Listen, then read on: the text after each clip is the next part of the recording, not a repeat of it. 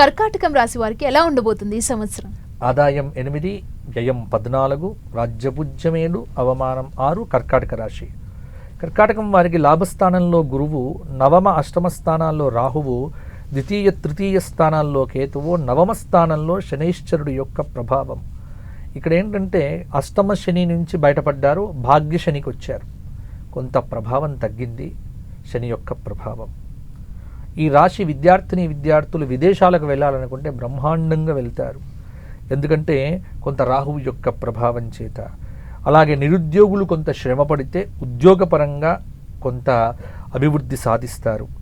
అలాగే కర్కాటక రాశి వారికి వైద్య రంగంలో ఉన్నటువంటి వారికి బ్రహ్మాండంగా ఉంటుంది. మెడికల్ ఫీల్డ్ కలిసి వస్తుంది. అలాగే వ్యాపారంలో బాగా ఖర్చులు పెరుగుతాయి. భాగస్వామ్య వ్యాపారాలు, జైంట్ బిజినెస్ చేసేటువంటి వారు ఎవరైతే ఉన్నారో జాగ్రత్తగా లేకపోతే నష్టపోయే అవకాశాలు అధికంగా ఉంటాయి. అలాగే కొంత కళారంగంలో ఉన్నటువంటి వారికి ప్రభుత్వ సంబంధ పురస్కారాలు వస్తాయి.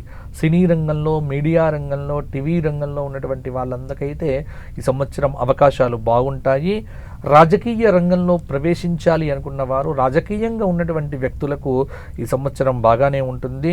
అలాగే కొంత స్త్రీలు విజ్ఞానపరంగా ఎదుగుతారు, మానసికంగా దృఢంగా ఉంటారు.